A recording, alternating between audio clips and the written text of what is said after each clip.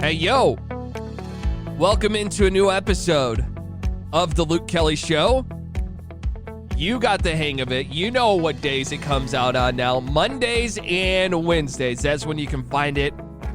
Wherever you listen to podcast at, make sure you subscribe so it's already there for you on Mondays and Wednesdays. You don't even have to think about it. Make it nice and simple on you. And remember, follow me on social media at Luke Kelly Show, Instagram and Twitter. Facebook, just search for Luke Kelly.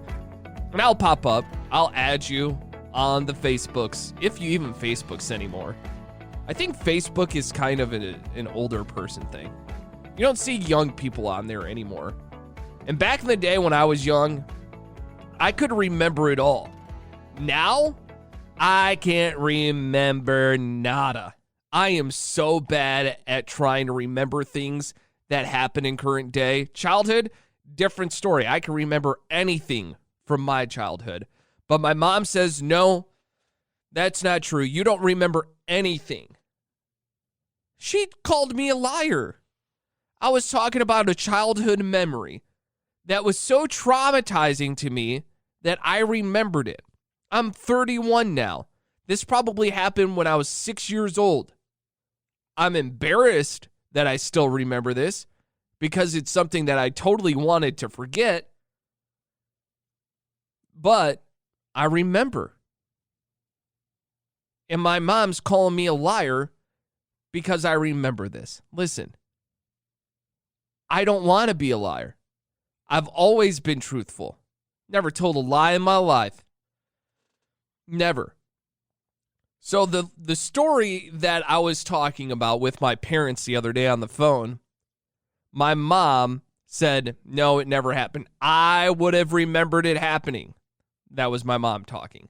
And I said, Mom, I don't know how you don't remember this whole situation. So to paint the scene for you, we were in Indianapolis. My oldest brother, Ernie, had a band competition there. It was a Grand Nationals. It was at the RCA Dome. And we had went out to eat after the first day of performances. And then we went out to eat with another family to a TGI Fridays. See, this is how traumatizing it was. You know, whenever you have a traumatizing experience, you remember every single detail about it. So we went to a TGI Fridays. You know what I got? Chicken strips, because that's what a 6-year-old gets when they go to TGI Fridays, or really any chain restaurant or any restaurant in general. Got my chicken tendies, and boy, did they hit. I didn't think that TGI Friday chicken fingers would hit that hard, but my stomach was starting to turn and turn. It's just like how that coffee hits you now in the morning. You have a cup of coffee, and then all of a sudden, you got to go drop a deuce. So what's happening to me? After we get done eating dinner, we're walking down the streets of Indianapolis, and my stomach was hurting. I remember turning to my left, and these are very vivid details. My dad was on my left. I pulled on his shirt, and I said, hey, Dad, I got to go to the bathroom. He was like, okay, well, we're just going to walk around a little bit, and then we'll go back to the hotel room. And I said, no, Dad, I got to go to the bathroom. Okay, I mean, like I said, we could go in a little bit when we get back. And I'm like, no, Dad, like I really got to go right now. He was like, okay, well, we'll go back to the hotel room. Like I had to convince my dad. He wasn't thrilled about having to go back to the hotel room. But I was like, but Dad, we got to like pick up the pace because your boy is not feeling good. That stomach was turning. I can remember the sounds that it was making. It did not sound good whatsoever. So we were running back full speed to the hotel. We were staying at a Marriott hotel. This is what I'm saying. When it's traumatizing, you remember every single detail. So we get into the lobby of the Marriott. We're waiting for the elevators to come down, and it feels like an eternity. waiting there for an elevator to come down. Finally, ding, and I'm like, oh yes, one step closer to taking a poop. We get in, door shut, we're going up. And I said, Dad, I don't know if I'm going to make it. He's like, oh, come on, we're in the elevator, we're about to get to our room. And I'm like, Dad, I'm not going to make it. I put my right hand back behind my butt cheeks, and I poop. I poop my pants. It was disgusting, and I felt it. I mean, it wasn't a great feeling to just all of a sudden catch your poop in your hand. But, I mean, I didn't really catch it in my hand because my pants were there, you know? But I basically caught it. I stopped it from running completely down my leg. And my dad, I could tell that he wanted to laugh, right? But as a parent, I'm sure you can't laugh in those situations. You have to be a little sympathetic to your child. And he was like, it's okay. And I just remember thinking to myself, this really isn't okay. In that situation, I knew it wasn't okay, right? I'm 6 years old. I should know that I got to go to the bathroom and the toilet. I get that whole thing. But when those doors open to walk out of the elevator, it was the most penguin walk I've ever had in my whole life. Again, with my right hand back behind my butt cheeks, those were pinched together as we were walking to the room. And my dad was kind of baffled still about the whole thing that just happened inside of an elevator. And I'm like, Dad, what do I do with the pants? What do I do with my underwear? He's like, I don't know. Maybe we should throw them away? Maybe that would be the right thing to do? But guess what? My mom is probably going to tell me that I'm a liar on this one. But my mom doesn't listen to this podcast, so she won't know. But I remember my mother took those pants and those chones that I was wearing and cleaned them off. I mean, that might have won her Mother of the Year for doing those things, because I wouldn't want to touch a doo-doo. But she rinsed them off and soaked them in the bathtub and in the sink after she got most of the poop off, okay? It wasn't exactly all poop in the bathtub and in the sink, but she soaked them. We didn't have a lot of money when I was growing up, so I'm sure she just didn't want to have to spend more money on pants and underwear for me once we got home, because I had other stuff that was packed for the rest of the weekend. But those chones, those pants, those were not going to be worn the rest of the weekend. I really wish that I didn't have to wear them ever again. But I guarantee you I did. That was the story that my mother told me that I was lying about. I did not lie whatsoever about that story.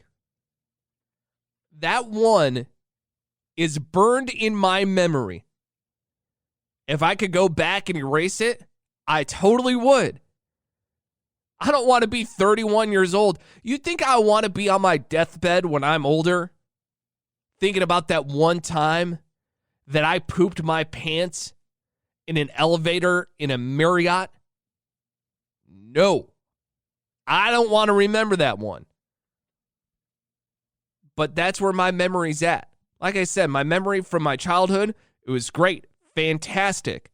Now as an adult, it's like I forget everything.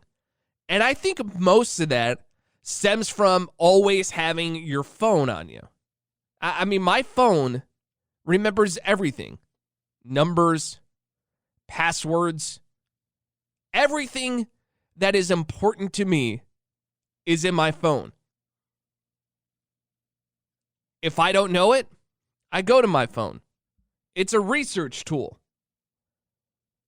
But I think in a way, we become so dependent on using our phones all the time that we don't know when to put them down. When's the last time that you were on the road? You could be driving right now as you're listening to this podcast. When was the last time that you saw someone texting and driving? I guarantee you, if you are in the car right now, you see someone texting and driving, which is one of my biggest pet peeves. Listen, there's so many people out there in the world that are horrible drivers as is. They don't need any other distractions at all.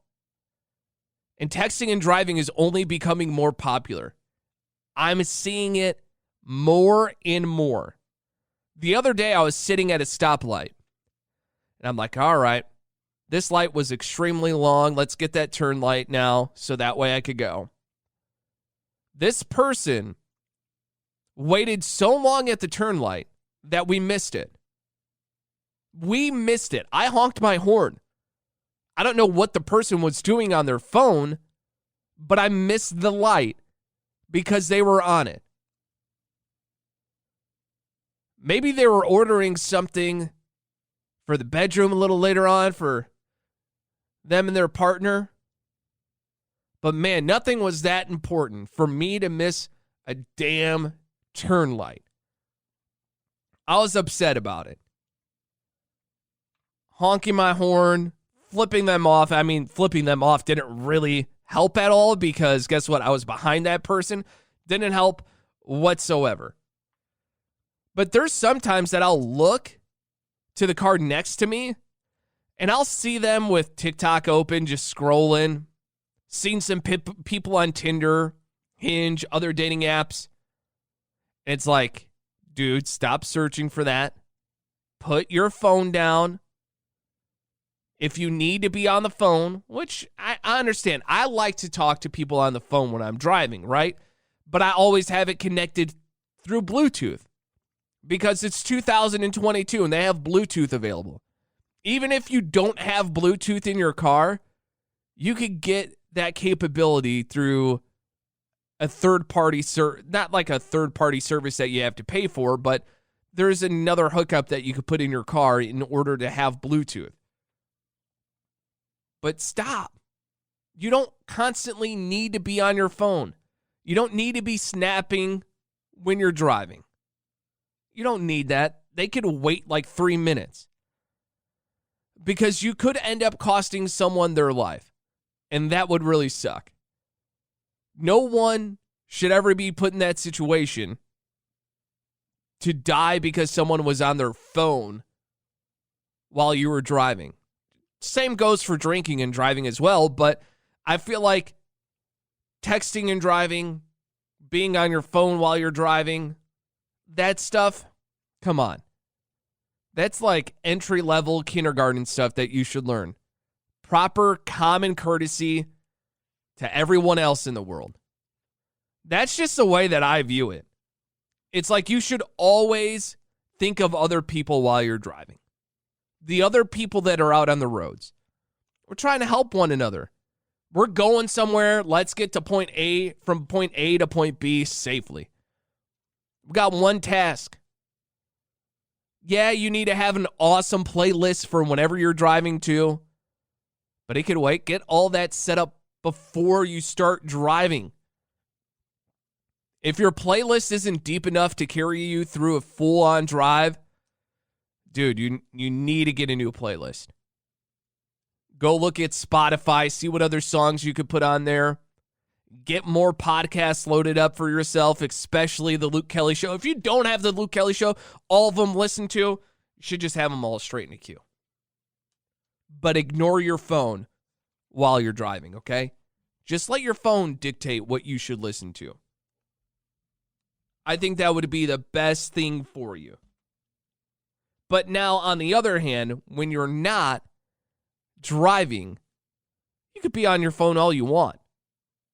You want to be scrolling TikTok for 3 straight hours? I'm not speaking from personal experience on that or anything. I think there was one Saturday where I spent like 3 hours just scrolling and scrolling and scrolling on TikTok. And sometimes you get into the zone when you're on your phone, and nothing else in the world could interfere with you being on your phone. There's no other distractions. It's just you and your phone locked in. And Nora did this to me the other day. If you're new to listening, Nora is my wife. I was talking to her and she was on her phone. No response.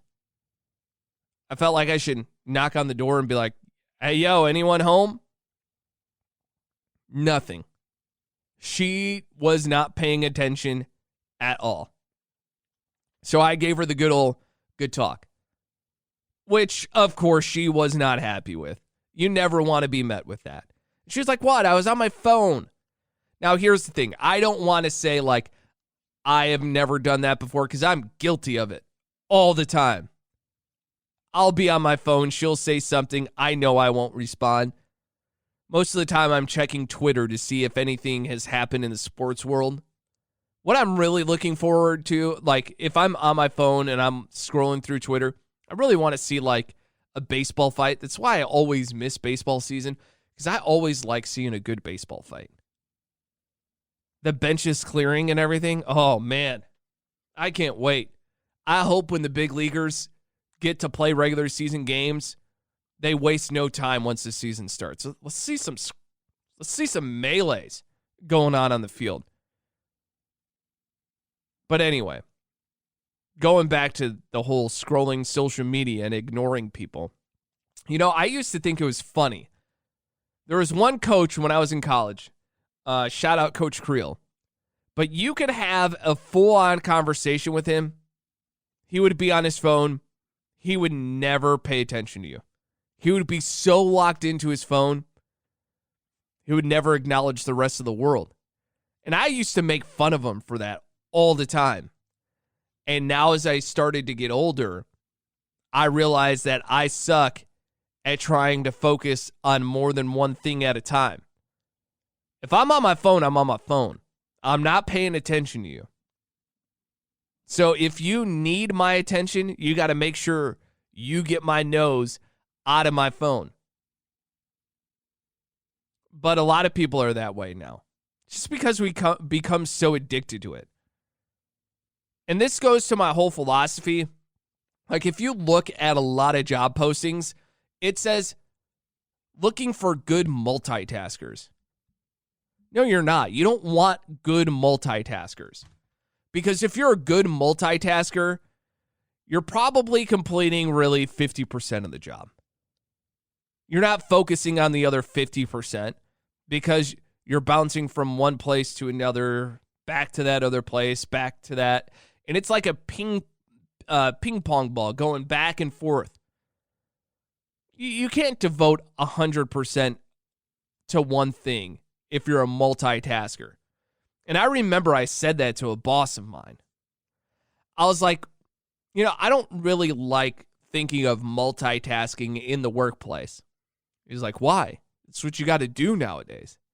I'm like, do you want things done well, or do you just want them done? And he was like, oh, when you say it like that, yeah, it's totally different. I want them done well.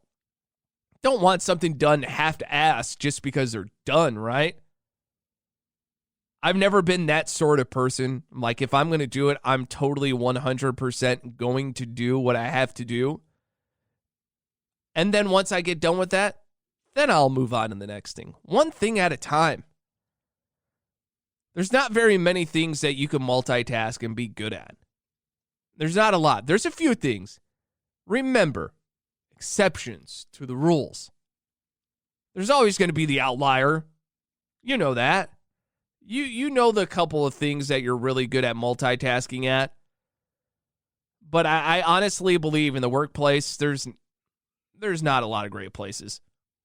Being on your phone, having conversations, that's not great. Because your actual attention to that conversation that you're trying to have with someone in person, isn't going to be 100% focused if you're on your phone. It's just not. I wish it would be, but it's not. Because you're going to read something on your phone, and then like your brain is processing what you're reading on your phone and you're hearing something else. But basically you're just blocking out what that other person is saying. If your brain does not work that way, great, you're an overachiever. My brain's stupid. I like I told you, I can't remember a lot of things. Do you think my brain is going to be able to take two things at once and be able to comprehend it? No. I was never in smart classes growing up. Never. So my brain can't take all that. One thing at a time. You know what? I probably have some really bad learning disability that I'm not even aware of. Probably just because I never wanted to accept it or get it diagnosed. Like I know as a little kid, I had to go to reading class. I forget what it was called. Title I. Shout out Mrs. Klossman. She was my Title I teacher. Her and Miss Believernick helped me become better readers. Thank them for that because now I could actually read what's on my paper. But no, I'm serious about that stuff. I probably do. I bet you there's a lot of people out there that have some sort of learning disability, especially people that are a little bit older and, you know, it wasn't as common for people to learn about those disabilities. Should really look into that. And then I could go back and email teachers and be like, hey, man, I'm sorry. This is what was going on with me. Now, there might be some teachers that know, like, hey, he didn't test well in this stuff. I have a couple teachers that listen to this. Shout out Miss Duncan. She was the one, but she was great. She was awesome. Always enjoyed having her as a teacher. Always did. But honestly, the whole point of that conversation was just that your mind needs to be in the right place. Needs to be clear of just thinking of one thing. And I've been racking my brain on one thing for the last couple of days. Shouldn't say the last couple of days, the last day. Because I got a new car. I had to get rid of my Chevy Cruze. RIP to that 2014 Chevy Cruze that I bought in Springfield, Illinois. Had to get rid of it. Had some issues with it, and I upgraded to a Ford Bronco Sport. This thing is sharp. I really like it. I really do. And when I was going over with my my salesperson, setting up my Ford Pass, they're like, oh, you need a name of your car. You just can't have it be my Bronco Sport. You got to name your car. What are you going to do? What are you going to name it? I don't know. I haven't really ever named my cars before. I said the first car that I ever had, it was easy. Because it was a green 1998 Chevy Monte Carlo. It had yellow hubcaps on it. So is the John Deere. Simple. Like I didn't have to think of anything. It was just natural. That's what it was. My Cruze never officially had a name to it. And I feel like that could have been bad luck for that car. Maybe it was. Maybe that's why I didn't get as much time as I thought I would out of it. Love that car. Goodbye, 2014 Cruze. But I never had a name for it. Never really thought of one, really. I mean, I like that car, but I was never like, man, what should I name this one? Cruze is good. I'm a simple guy. That's all I need it to be. Like, I don't need to get into details. But then I start asking people. Because I was like, oh, I don't know. I'm going to have to think on this, Missy. That was the sales lady over at Ford. And she was like, well, think of it, but you got to name your car. So I started asking some friends. It's like, have you named your car before? Some of them, most of them said yes. And I was like, okay, how did you come up with the name for your car? Like, did the color of your car help come up with the name of it? Did the style of your car help name it? I was asking all these questions because I'm trying to figure out the best name for my car. And I also don't think that it would be cool for me, a dude, to name my car a dude's name. I don't think that's acceptable. It has to be a girl's name, right? I mean, there would be nothing wrong with it, I guess, if I went with a guy's name. It's just a car. But it's a black Bronco Sport. And I keep thinking of it. Like, I keep trying to think of a name for it. And there's one that keeps coming to me. And I think I might name it Betty. Betty the Black Bronco. I think that flows well together. Or you could do Black Betty, like Ram Jam. You know that song? Oh, Black Betty. I'll stop there, okay? I'm not the world's best singer. I don't want to hurt your ears. So I think Betty might be a good name for the car. Maybe I'll change that right now. But if you got any suggestions for me on what I should name my car, DMs are open. Let me know at Luke Kelly Show. Or if you have another way that you generate your car's name, besides like color or the brand or the model, let me know. Your boy's trying to figure it out. Do I officially go with Betty? Or do I not? I don't want to make the wrong decision. This Bronco and I need to have a good relationship over the next, I'm hoping 15 years. I want to get a good run out of this car. It better last me. So please, help a brother out. And if you're not going to help a brother out by naming my car, just keep helping a brother out and listen to this podcast every single Monday and Wednesday. And tell a friend, because that would be another way to help a brother out. All right? I'd greatly appreciate that. I'm giving you a hug right now. Getting bonus points. I don't care.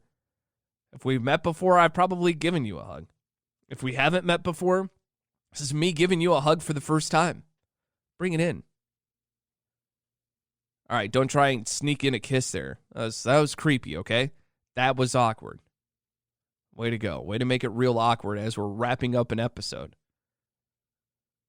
But I'll talk to you again on Monday, and I'll make sure that we have a good episode to chat on Monday about. All right? So I'll talk to you then. It's the Luke Kelly Show.